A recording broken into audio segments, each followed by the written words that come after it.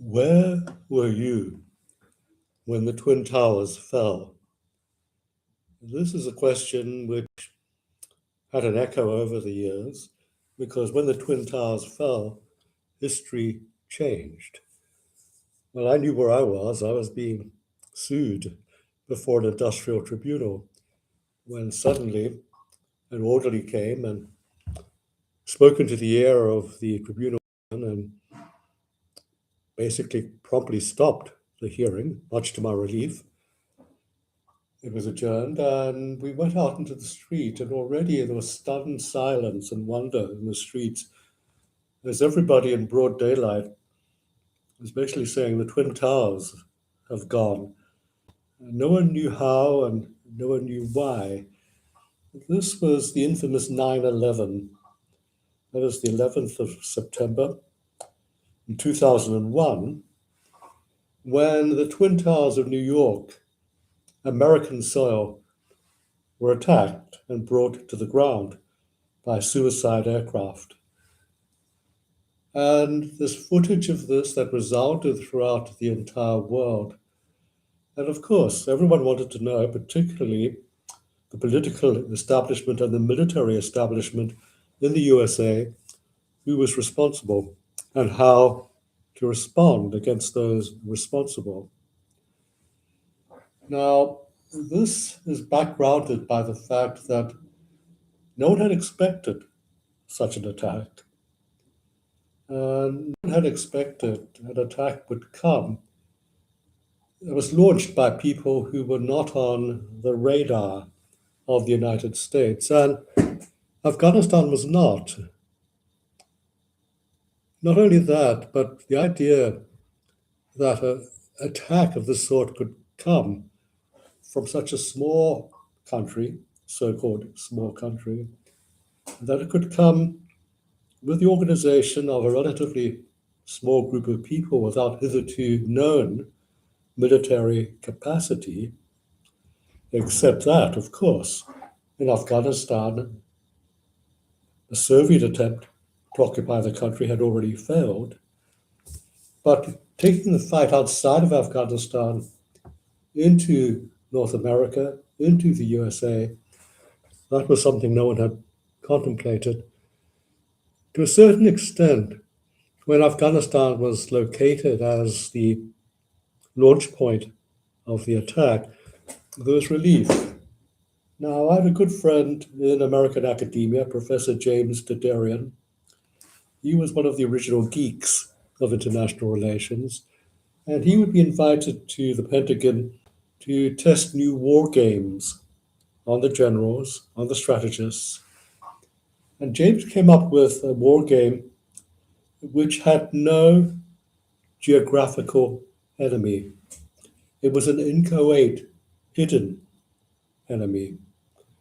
It had no resources which could be degraded.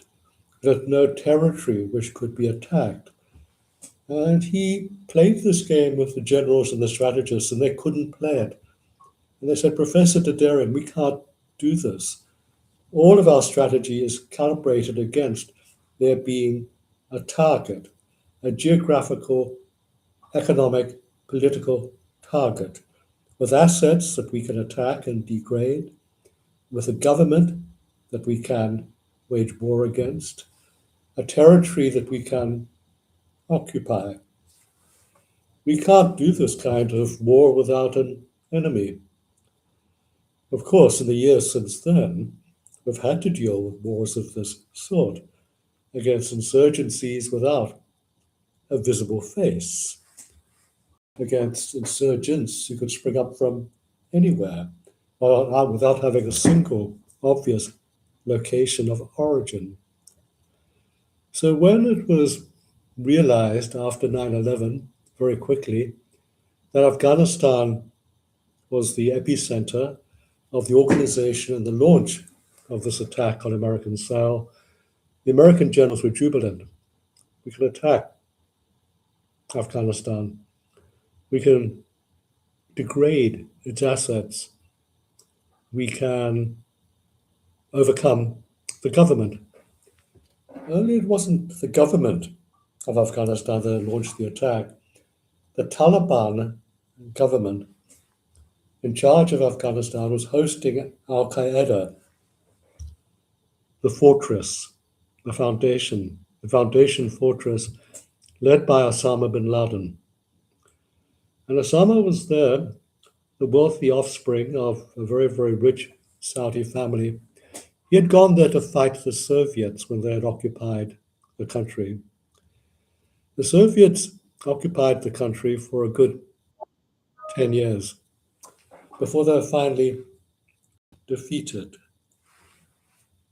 And in the wake of the Soviet occupation, warlords sprang up. The country was without a central government.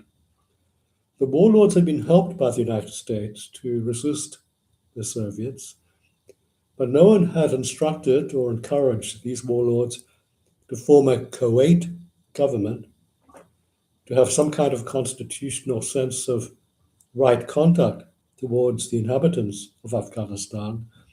And basically, anarchy and power were the order of the day, with different warlords behaving in different rapacious ways to the people of Afghanistan.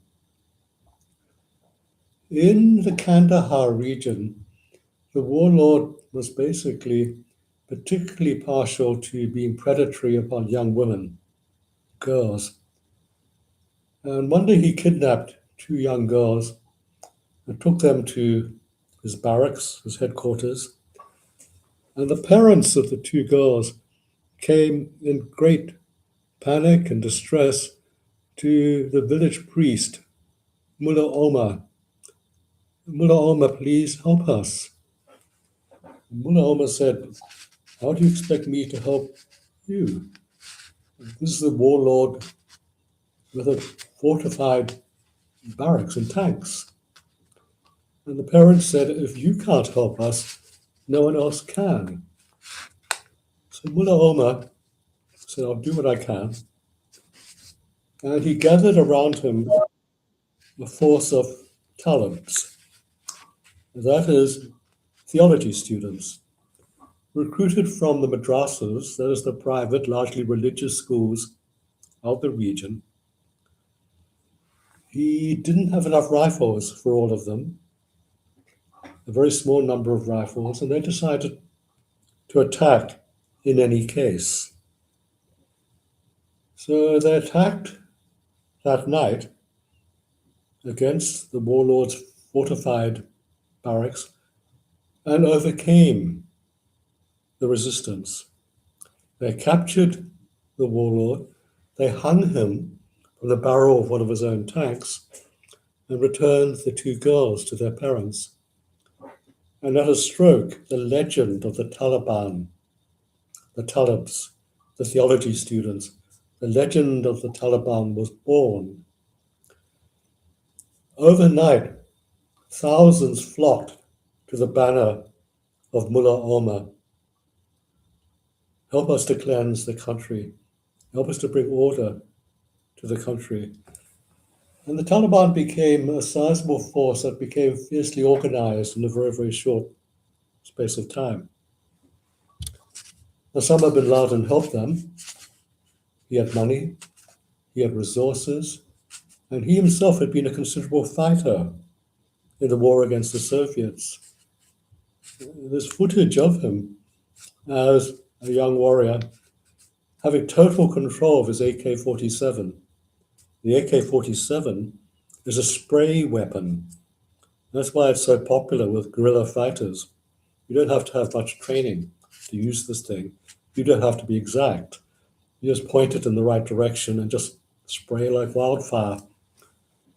Osama could control the AK-47 shot by shot like a sharpshooter without any recoil against his shoulder. He was one of the organizing forces of the fight against the warlords and in the forefront of the fight against Kabul, the capital of Afghanistan. Kabul fell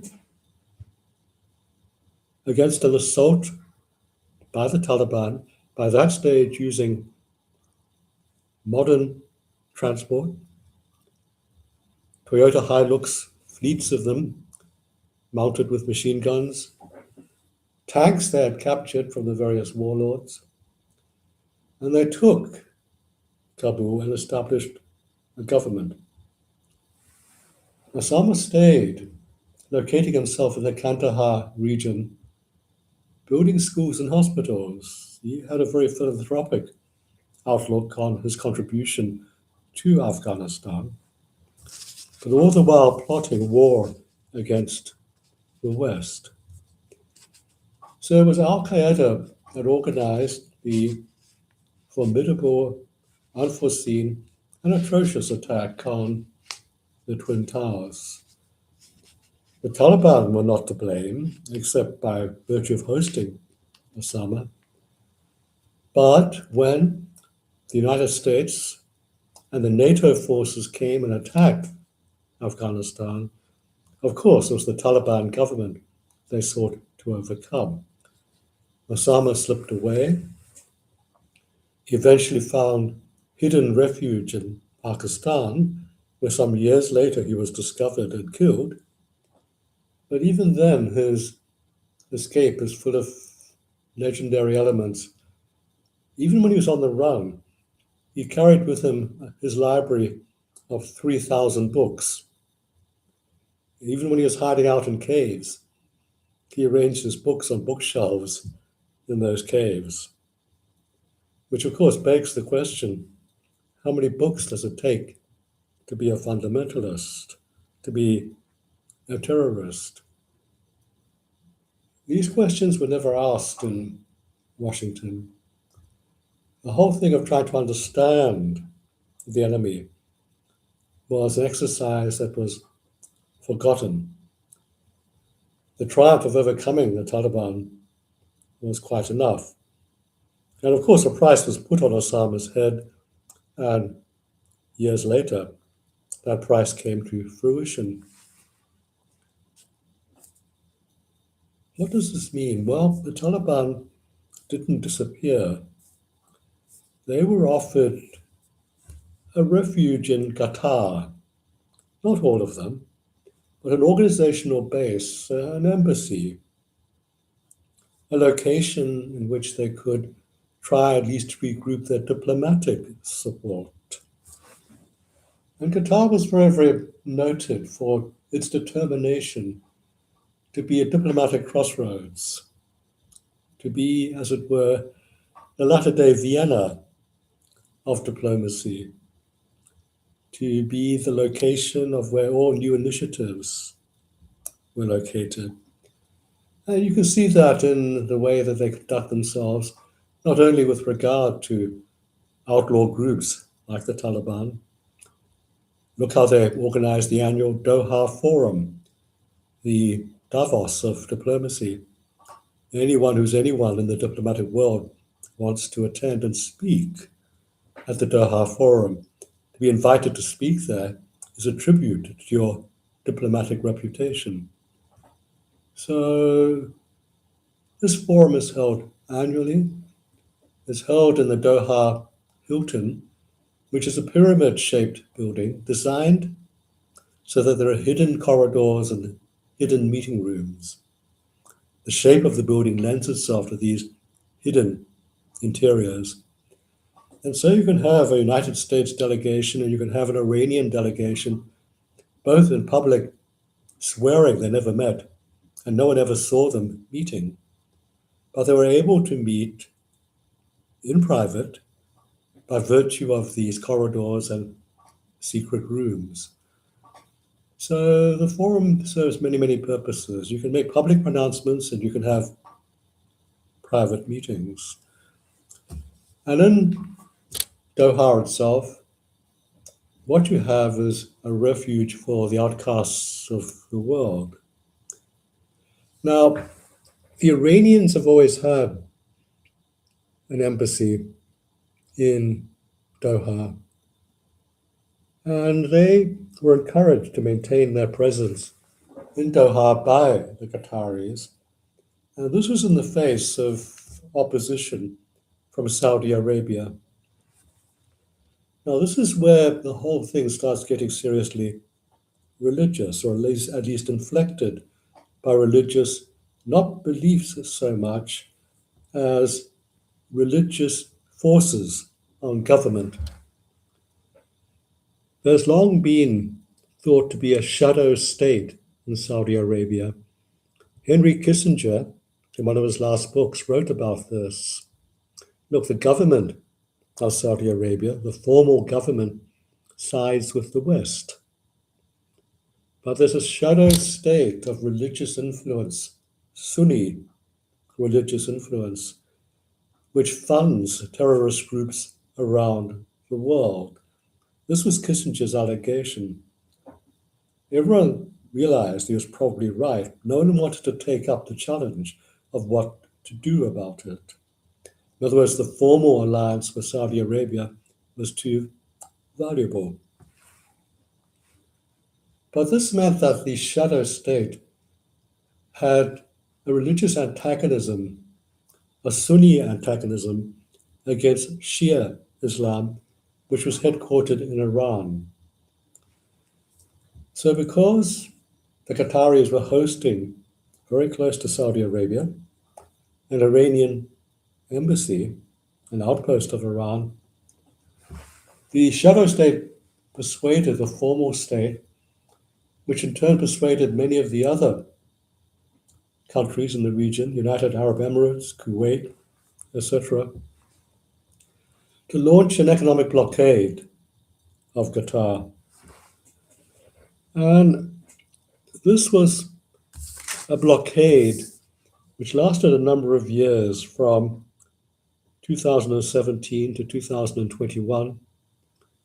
All airspace used by Qatari aircraft was closed. The land border was closed. An attempt was made to embargo exports from other countries reaching Qatar. In other words, the whole idea was to choke the country economically in terms of consumer goods and in terms of necessary goods for the functioning of the country. The response of Qatar was to appoint a group of very, very well-educated young people, men and women, all in their late 20s, early 30s, almost all with Western PhDs. The minister leading them was a woman who had studied for her PhD at London School of Economics. And at the end of what they managed to do to overcome the blockade, they found alternative means of transport to get goods in. They found alternative sources of supply. No one went without. As they joked to me afterwards, Stephen, the only thing people complained about was not that their favorite food was missing, but that their favorite brand wasn't there. So they ran the blockade, and I was asked afterwards to go there by the female minister who was chairing the rescue mission to assess what they had done. Well, it was not a hard job. The assessment was this was magnificent what they had done. It worked like dogs around the clock for a long period of time, making sure that all necessary provisions got into the country. And a technocratic elite, a young technocratic elite, words can't describe how impressed I felt. Also with the female minister, who later was one of the key mediators in the Gaza crisis, still going on, I hasten to add, on site. She's completely fearless. But at meetings we held at her office in Doha, when she said jump, every man in the room jumped. This was not the advent of feminism in Qatar, although not every single one of the Gulf states has a large population of female ministers, and certainly not in Saudi Arabia. She was in place not because of feminism, but because of feudalism. She came from a powerful family. If you come from a powerful family and if you're female, you can make it. If you're a very, very talented female without a power base, oh no, you're not going to be a minister.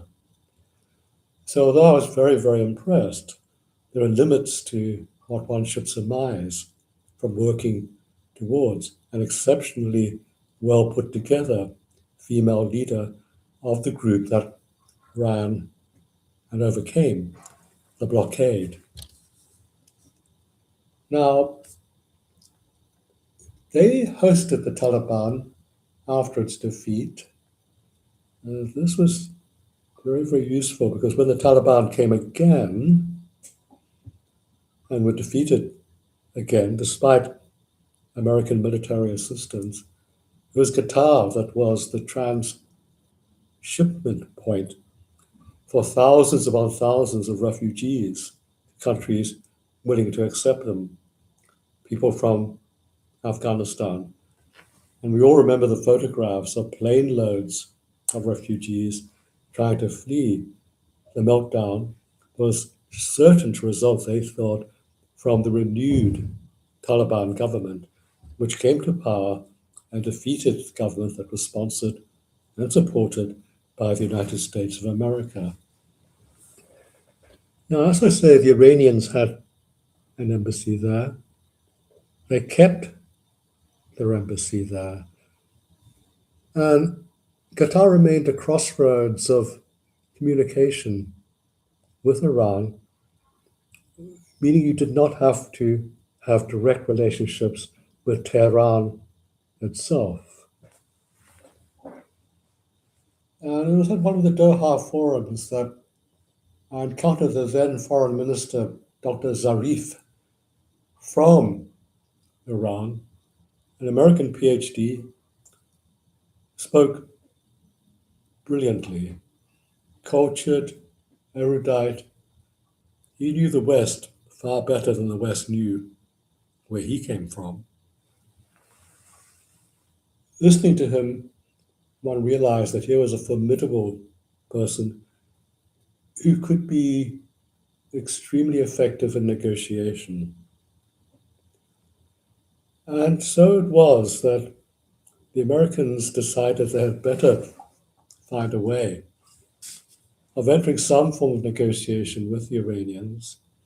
And it was Zarif who headed the Iranian delegation because it was feared that the Iranians were developing not only a nuclear program, the Iranians claimed it was for civilian purposes, but that this nuclear program could be the start of a project to weaponize themselves with nuclear armaments. The American chief negotiator was John Kerry. Kerry wondered why he was making no progress at all. Surely someone like him, very well educated, Ivy League, a war hero in Vietnam, he wrote about all of these things in his memoirs, Every Day is Extra, because he really did almost die in Vietnam, rescuing his own men who were trapped in a river and were being shot at. He personally went into the water and rescued his men and got them away in his boat. He was a river boat captain in the American forces during that particular war. So he understood what danger was. He understood, in a very partial sense, what the meaning of civilization was. So he kept asking, well, look, why don't we get through to these people? It was only when his assistants pointed out to him, look, the Iranians are not what we think they are today, ruled by Ayatollahs, for instance. They have a history that is magnificent. When Kerry began to appreciate that, and began to negotiate as if you were talking to and having dealings with an extremely historically cultured and refined group of people from a very refined civilization. The 2015 Iran nuclear deal was reached. It was basically repudiated later by Donald Trump. What Trump might get out of Iran when, if this 2026 war against Iran comes to some kind of end, any kind of deal he gets on the nuclear issue won't be any better than what Kerry got. And what Kerry did was, okay, go ahead with your civilian nuclear program. It has to be subject to regular inspection. And the whole idea of the 2015 nuclear deal was the transition from a civilian program to a military program can't be done overnight. It would take a bit of time.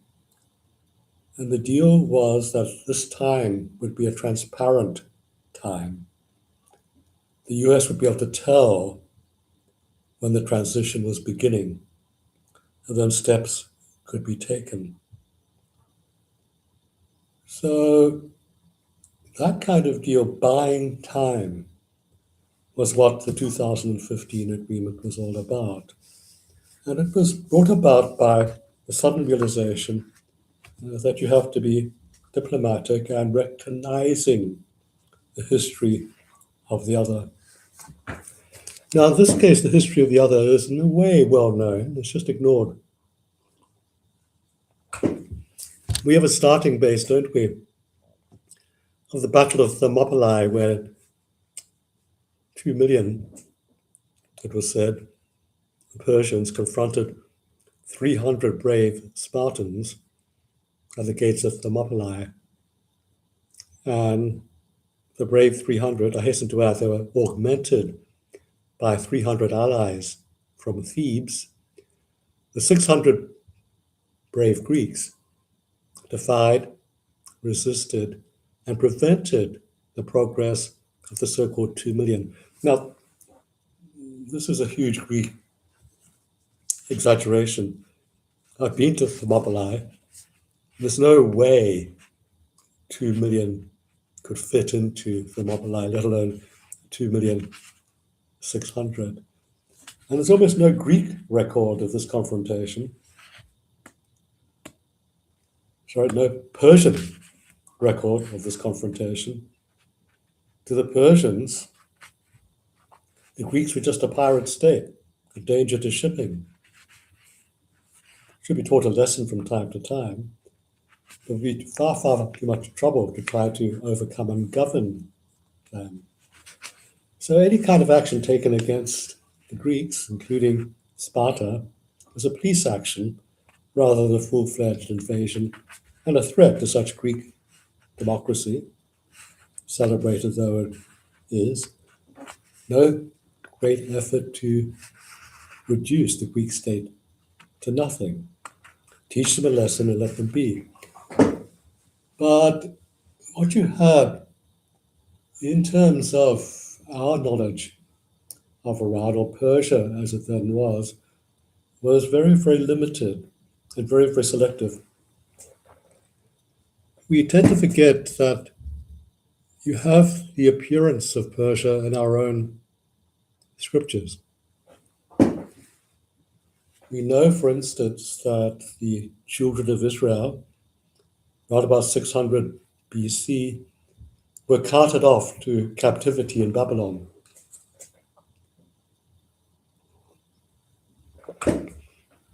All kinds of popular songs were written about this that were prevalent on our hit parades, if I can use a very old-fashioned word, in the 60s and 70s. You'll have parents who remember a terrible group called Boney M, who did a slightly reggae version of By the Rivers of Babylon, there we sat, and yea, we remembered Zion. We were carried away to captivity, and they required of us a song. But how can we sing the Lord's song in a strange land?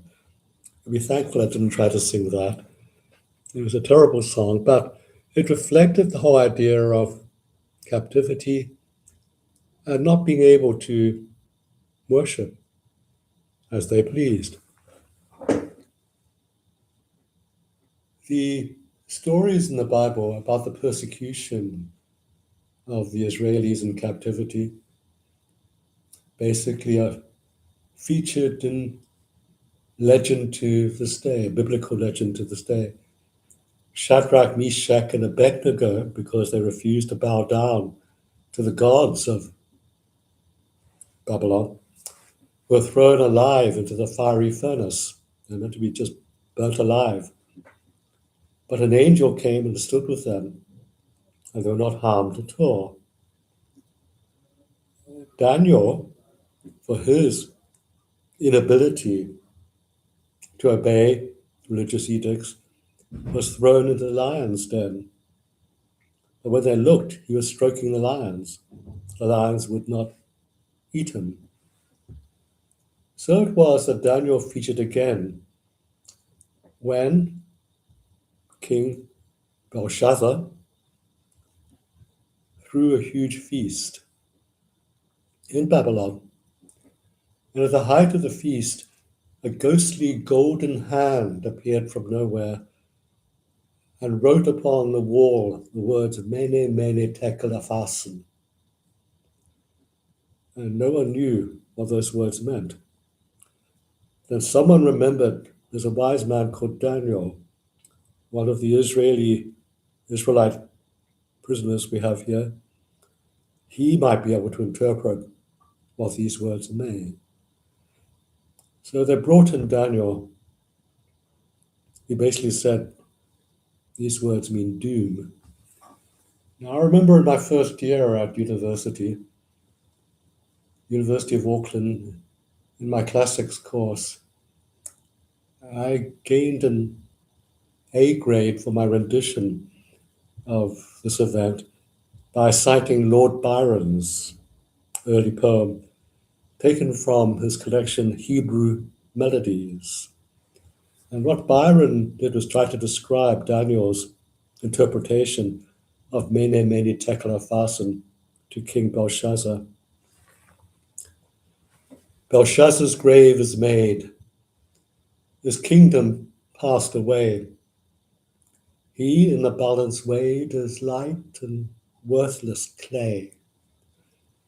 The shrouds his robe of state, his canopies the stone. The Mede is at his gate, the Persians on his throne. And so it was that an alliance of ethnic groups, led by the Persians, overcame Babylon. Belshazzar's grave was certainly made. And the story in the Bible is that the children of Israel were allowed to go free back to their homeland to rebuild their temple and worship as they pleased. The actual Persian historical record is slightly different, not at odds with the biblical story, just a bit wider. And we know this from the cylinder of Cyrus, the Persian king. Of the two remaining copies of the cylinder, one sits in the British Museum. You can go and see it. And it's the first bill of human rights in the world. And it promises religious freedom for everyone. Our whole idea of a fundamental right to worship as we please had its origin in Persia. Everyone could worship, everyone could go home, build their temples. So it's this kind of ecumenical grace that Persia entered into what we would call the offspring, the offshoots of biblical history. At that point in time, the religion of Persia was not Islam. That came about 70 AD. Back then, 500, 600, even more years before Christ, it was Zoroastrianism. This religion survives in small pockets and in quite amazing people. Freddie Mercury, the lead singer of Queen, was a Zoroastrian, for instance. At SOAS, we have one of the very, very few institutes that teach Zoroastrian studies. And Zoroastrianism had a huge influence on the way we think and believe and worship to this day. His name, translated as Zarathustra, was the title of Nietzsche's great work, Thus Spake Zarathustra. Although, in fact, that particular philosophical treatise had nothing to do with Zarathustra or Zoroaster, but gave the impression all the same that you had a very, very great mind behind Zoroastrianism. And so it was that you have, in this period leading up from the overthrow of Babylon into the 12 and 13 and 1400s, the time of the great, by now, Islamic Renaissance, the golden age of thought, you had still the remnants of Zoroastrian influence. Great works of literature, the speech of the birds, the parliament of the birds, as I like to view an alternative translation. Great poets like Hafez, Rumi. Great, as it were, thinkers of a way forward between conflicting theologies. So when you look at the speech or the parliament of the birds are debating which is the greater, the thought of Islam or the thought of Alexander the Great, meaning the Greek hero who was meant to have conquered Babylon and Persia before he died suddenly and very, very young. Only in Persian legend, he didn't die at all. He converted and became a Persian king and continued to propagate his scientific teachings in Persia.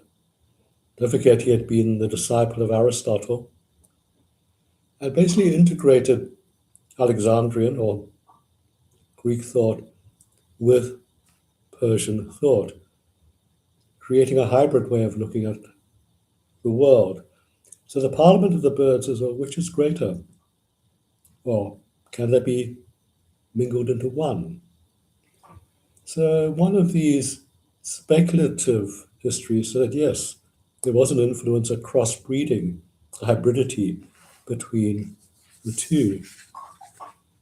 And this hybridity basically made itself felt even more, much, much later, at the time of the Roman Empire, after Alexander, after the Greek conquest of so much of the world.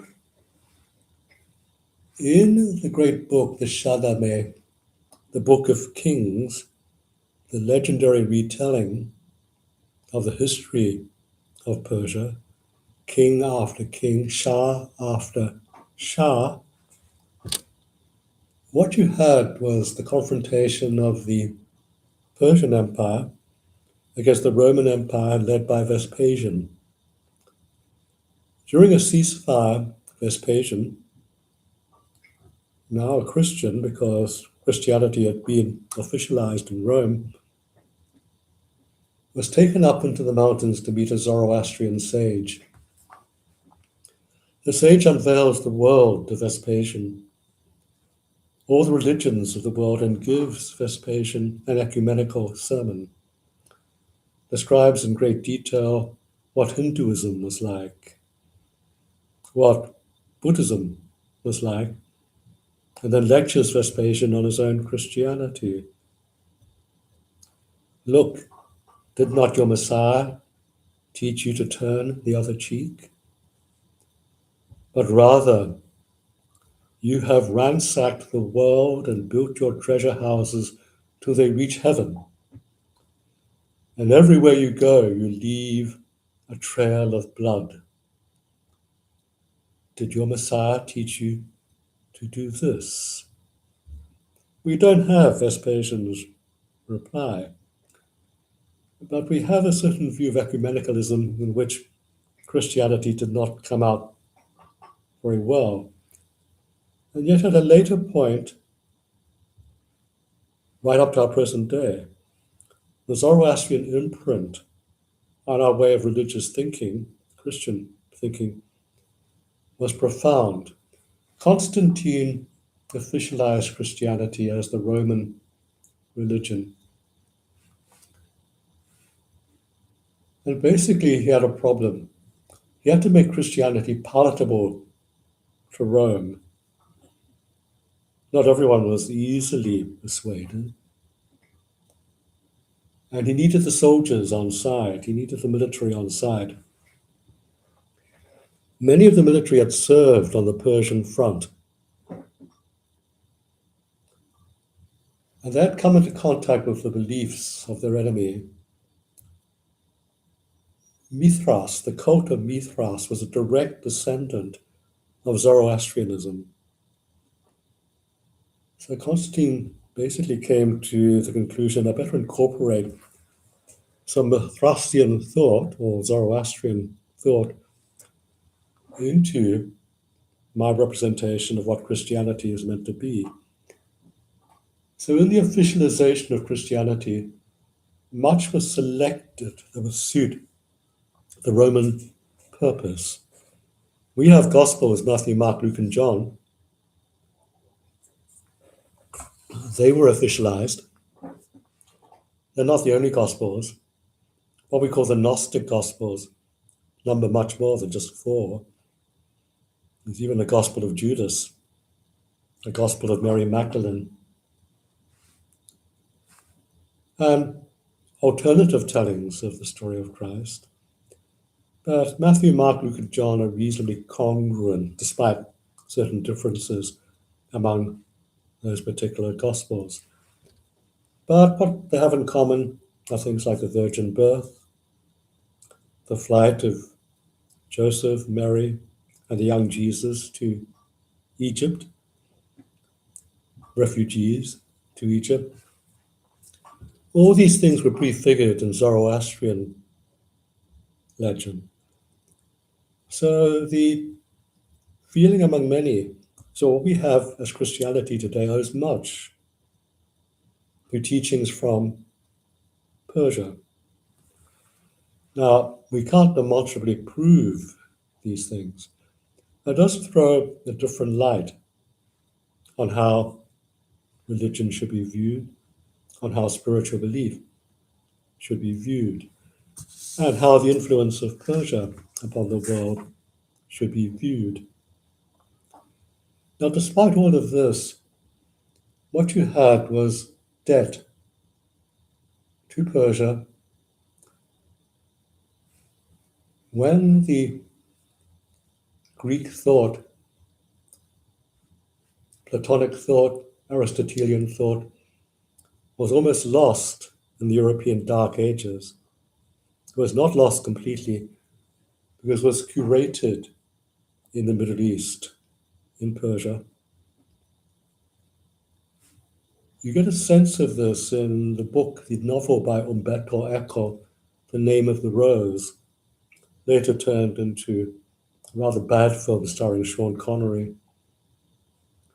It was curated and preserved in Persia. So to a certain extent, Western civilization owes to Persian civilization at this point in time. What we have, however, is a concentration instead on a contemporary period. And that is the installation of the Shah of Iran as the executive president of the country, After the overthrow of Prime Minister Mossadegh, this was at the hands of the CIA in America and what became BP, British Petroleum, in Britain. And this is because Mossadegh wanted to nationalize the oil industry. And we couldn't have that, could we? So he was overthrown. The Shah, who was a constitutional monarch in the background, was made into the executive leader of the country. The Americans, in particular, put a lot of money behind him. They had oil anyway, and they had a very, very well educated population anyway. American investment and the cooperation of the Shah, American interests were not going to be in any way jeopardized. All of this helped lead Iran, the Shah of Iran, Pahlavi, to become the most prosperous country in the Middle Eastern region. When the revolution in 1979 finally came, it was for two reasons. First of all, the Shah had been atrocious in terms of human rights. He had the most savage and effective secret police in the world. You couldn't be a dissident. You couldn't even be creatively in opposition. If you dared to take up arms and your little band of rebel bandits was apprehended, there's no due process. You're just simply shot on sight. So he ruled by money and by fear. It's not actually a very, very congenial combination. People begin to resent the fear. And so it was that you had the wellspring of the revolution. This itself had an interesting precursor or set of precursors.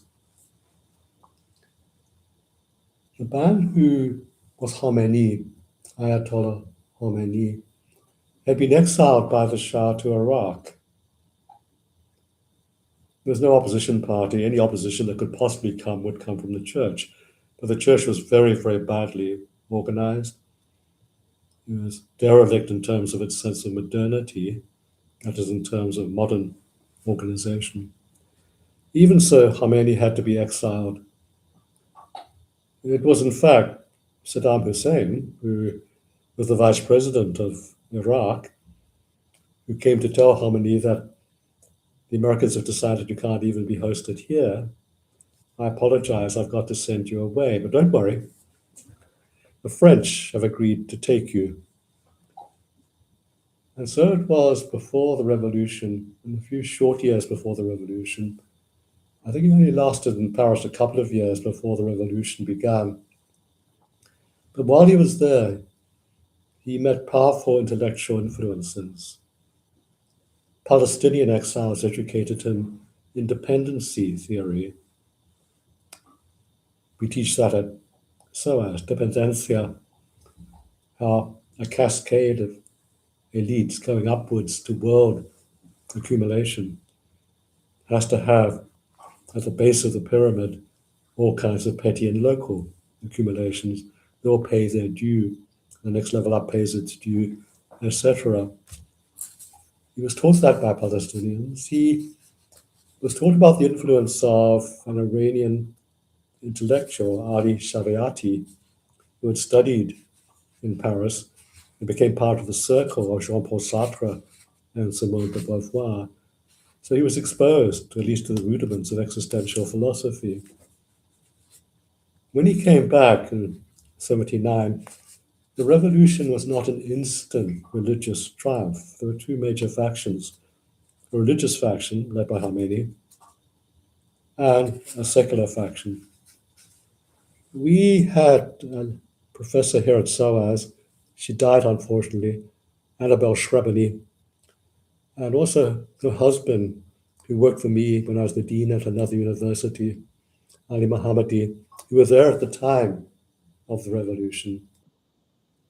And they wrote about the 100 days of spring, when all secular creative capacity was unleashed. dozens of books and magazines were published. Music was written, performed, and recorded. It was as if suddenly 1,000 flowers could bloom. But the secular movement was defeated by the Ayatollahs, who again have more to them than first appears to be the case. My colleague here at SOAS, Ali Arshan Adab Bakhardan, has written about Khomeini, but he was a poet in his youthful day. He was very influenced by Rumi. He wanted to write like Rumi. And to this day, a poet like Hafez, a contemporary of Rumi, is the national poet of Iran.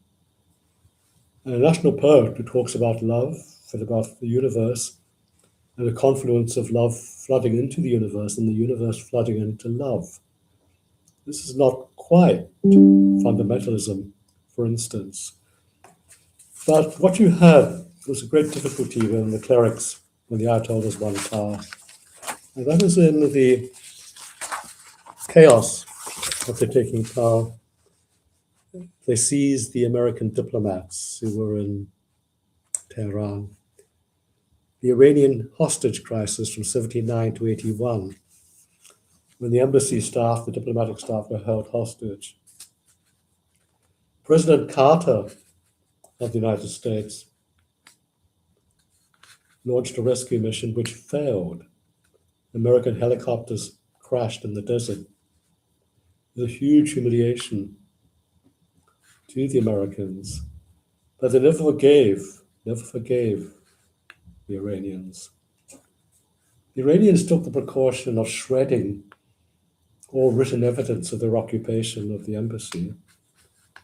Bundles of shredded paper were put together in a clandestine fashion. And this became the very first PhD I ever examined, based on the reassembled, shredded materials. Well, you can't get more original data than that. But what it meant was that the Americans needed revenge. This came in the Iran-Iraq War, 1980 to 1988, with a very curious combination of financing from America and Saudi Arabia, of course. Doesn't look surprising afterwards, given the Sunni-Shia divide. Billions were poured into an Iraqi invasion led by Saddam Hussein against the Iranians. And one of my later PhD students was an Iranian colonel, Air Force colonel. One of these very curious phenomena where the pilots of both sides were wearing Breitling wristwatches. The prototype of the Breitling Navitimer was that watch. Those of you who are watch freaks will know what I'm talking about. In fact, I have an Iranian watch from that period. The Iraqi Air Force officers were issued the same watch, but they had the misfortune of having imprinted on each one Saddam Hussein's portrait. I didn't want to collect that. Even so, what it meant was you had this war which the Iraqis could not win. If there was one victor in that war, it was the Iranians who could not be conquered. This also had the byproduct of thinking on the part of Saddam Hussein that he was owed by the Americans, and that therefore the Americans would turn a blind eye when he invaded Kuwait. Of course, he was wrong about that. It means that what we have now, this day, is an Iran which continues to enjoy American enmity,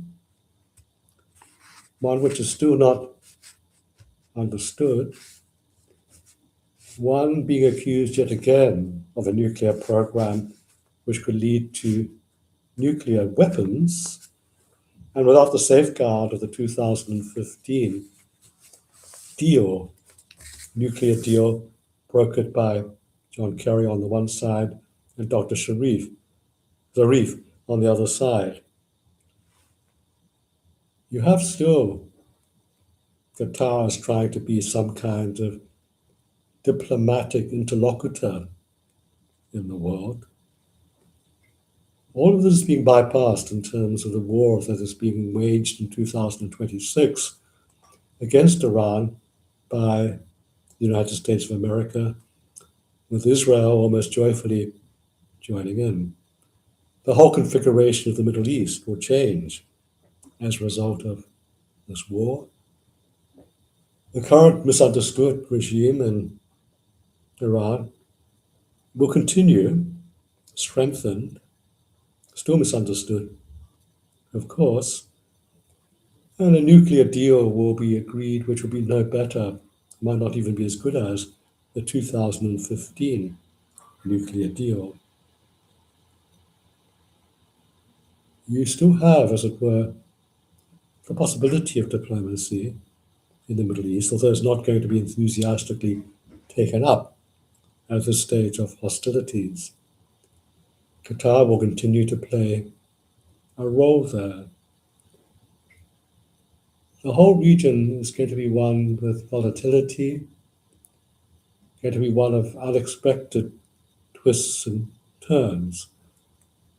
I was on the last plane out of the United Arab Emirates just before hostilities began in 2026. We didn't know till we landed at Heathrow that no plane was going to be following us. The unexpected will be a feature of what happens next. Predicting beyond a certain point is going to be very, very dangerous. But we mustn't forget that the enemy now, as Donald Trump's government would like us to view them, has this glorious past which prefigured so much which we regard as Western, and which is celebrated in Western literature. One of the great rivals of William Shakespeare, Christopher Marlowe, wrote a play called Tamburlaine, his name for Timur, the Transcaucasian conqueror of much of Transcaucasia. And there's a line in Tamburlaine which has Tamburlaine in conclave with his two leading lieutenants. And he says to them, "It is not brave, using Casne and Theridamus, is not passing brave. To be a king and march in triumph through Persepolis." Persepolis being the capital of Persia. Persepolis representing in history is something that was golden. And I certainly want to go as far as to say something very, very influential in all the ways that we think. From human rights, the Cylinder of Osiris, through to key elements of Christianity, an antidote to Western triumphalism, which really, I guess, begins with the Battle of Thermopylae, where 300 plus 300 Western souls defeat 2 million savage Persians. A more balanced view of history, at least, might come from all of this. Perhaps one day a more balanced world might come from all of this. Thank you.